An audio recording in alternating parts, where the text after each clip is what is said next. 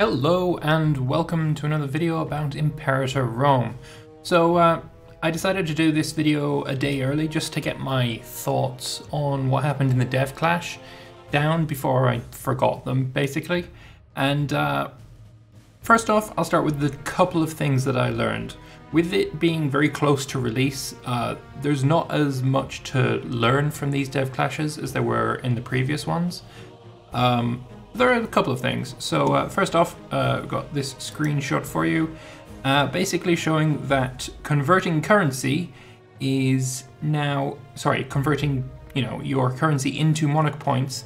That's the only way you can do that conversion. There is no longer a way to convert your monarch points into cash. Basically, I guess they felt that it was too easy to make cash, and I suppose when you look at the huge piles of wealth that the likes of Rome and Egypt, etc. have, I guess it makes sense. Personally, I prefer if converting currency was off completely. I don't like the system. I said in the video I did on the dev diary where they showed that I think it's a bad system. I don't like it. It's too gamey for me. Spending money to get cash points like that, getting your mana, yeah, no, I'm not a fan. But other than that, we also have this image here. Basically, if you see the underneath the countries there, we've got your kills, which is just over 1 million there for the Macedonian side. Then you've got your ship kills. The skull, I'm not sure what that represents yet, but there on the end you have a little person with an 11 beside it. I think that's an 11 here. I've got a really small screen to look at this. That is the amount of slaves you have taken during your war, and I really like that for some reason. I think that's really neat that they added that into the war screen.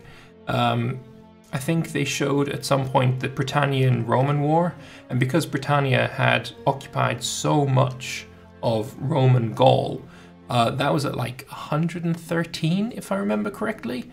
I just thought it was cool just to show that they tracked the amount of pops that you steal in a war. It's just interesting.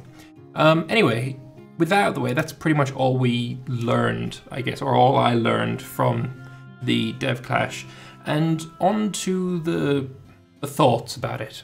There was one prevailing thought that a lot of people in the Twitch chat and on the forums are having right now, and that is that Truce Breaking is far too easy. There is not enough pain when it comes to breaking a truce and immediately declaring war on a country you've literally just pieced out of.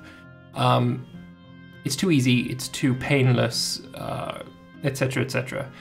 And I'm conflicted here because on the one hand, it looked very easy. It looked like there was no trouble at all for the likes of Dacia, Bosporan Kingdom, Macedon to all just immediately turn around and break their truces and go back in against Rome within like a year. The same for Britannia, they truce broke to join the war again. And we didn't see any negatives from that. Like, we know that there is a stab hit, but we also know that it's very easy to just click a button and gain your stability back, which, again, I'm not a fan of that. I prefer some kind of different system to just instant gratification button, which is the style of game that Paradox are making nowadays. There was one suggestion that I saw on the forum from Denked that I really like, that would fix this. Pretty much done, simple fix. And that is that you can't raise your stability while you are at war. This would basically make it so that if you truce break to rejoin a war that you've just pieced out of, you're going to be in a situation where you're going to be at -3 stability for the duration of that war. And that's going to be a hell of a lot more painful than being at being at -3 stability for the month that it takes you to click the button 3 times. That would be quite painful to deal with. Like while you're in low stability, your characters lose loyalty, your pops lose happiness, you're at risk of civil wars and strife and all that kind of stuff, and that would solve a lot of the issues for me. But again, we didn't see what the other problems were for the countries. Like you can see on screen now, Bletanesia, they're having a big civil war. They didn't truce break, as far as I know, and they're having a lot of troubles with it. Whereas we saw Britannia having no internal strife. But again, we didn't see it, but that doesn't mean that it didn't happen. We didn't see if maybe Britannia had a bunch of disloyal characters that they spent a lot of money bribing to make sure that they were happy again. We didn't see if the AI have some horrible negative diplomatic penalty with Britannia so that he would never be able to trade with them. We didn't see that. It might have happened, it might not have. In fairness, it might not have happened, but we can't know. So I guess until I get my hands on the game and see what the actual effects are from Truce Breaking, I think it's unknowable. I still like the idea of not being able to stab up while you're at war, though I do see one potential problem with it, and that is in multiplayer when you are trying to piece somebody out and you're stab hitting them. It would be nice if the person being stab hit would be able to increase their stability purely to, prevent them from just capitulating immediately. But I don't know, maybe if you're the defender you can stab up, but if you're the offensive party then you can't. Maybe you can't stab up a lot. Maybe stability costs way more while you're at war. That could be an issue. But again, if you are still able to purchase your monarch points with money, you just have a really big bank, and then who cares that you've just lost 3 stability? Like, Rome's got a bank of like 5,000, and he did do for the entirety or the majority of the wars that he was in. His income didn't seem too bothered by being at war and hiring all of the mercenaries. So again, I mean, stability is just a non-issue at this point. That purchase monarch point button, that's gotta go. It's just gotta go. It's really, really bad, and it breaks the game basically. But then again, I haven't got my hands on the game, so I can't say for sure. I'm just giving my opinions on what I've seen, and yeah, that part I really didn't like to see. Anyway, I just mentioned there another thing that I want to talk about, and that is Mercenaries. Mercenary spam is, well, in this dev clash was just horrific. The vast majority of the combatants on each side were mercenaries. The amount of mercenaries on the map is way too high. Again, this is my personal opinion from what I've seen. I'm not saying that it's objectively too high and they should change it right now. I'm just saying from what I've seen, my own personal opinion, it's too damn high. There are far too many mercenaries on the field, and considering the latest EU4 dev diaries have been, oh, we recognize that late game multiplayer in EU4 mercenaries play far too, large a role, and you're basically fighting mercenary army versus mercenary army, and we don't like that. Therefore, we're changing the entire system for mercenaries come the next DLC for EU4.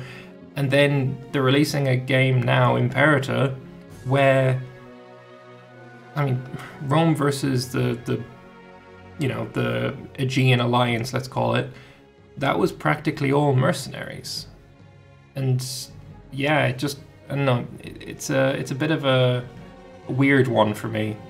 I hope it gets changed, I really do. The amount of mercenaries on the field is way too high.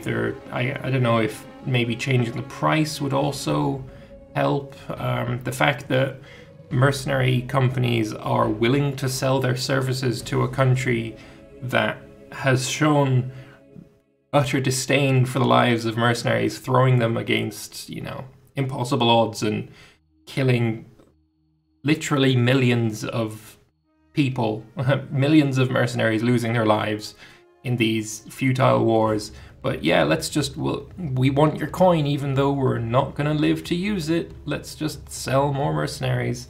I don't know, it's just another thing that really, I think, needs changing.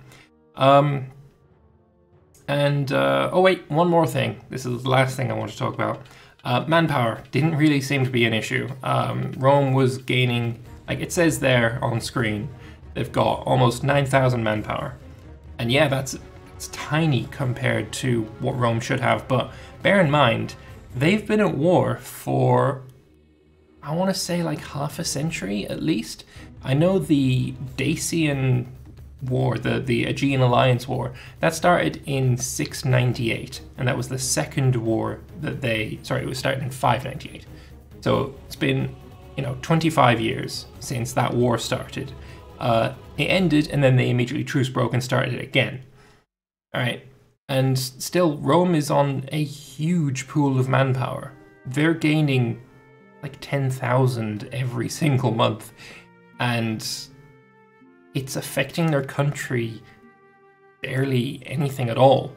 And that's because manpower in Imperator is tied to the Freeman pop, or is it called? Yeah, it's called Freeman, something like that. Yeah, Freeman pop.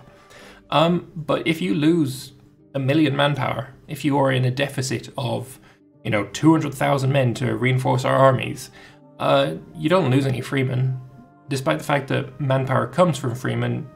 I mean, it doesn't matter. It doesn't matter. You're not going to lose them. The way I would personally think of changing that is if you were in a deficit of manpower, then you've got a negative growth to your freemen. I think that would sort of fix it. And maybe if you are, 80% of your surplus manpower or 80% of your total max manpower pool, then you'd get a bonus to freeman pop growth. Maybe that would fix it. I don't know. But yeah, there was just some things in the dev clash that I didn't quite like seeing. And maybe it's going to change. Maybe I'm going to have to wait for mods to come around and change it for me. But yeah, just some niggly little things that I thought I would mention. Anyway, that's it for this video. I hope you've enjoyed it. I hope you found it interesting and that you maybe learned something as well. If you have any thoughts, mostly on whether you agree with my suggestions, whether you agree with my misgivings, please do leave them in the comments section below. I will be sure to read them and respond to them and all that good stuff. So thank you all very much for watching, and I will see you next time. Bye-bye.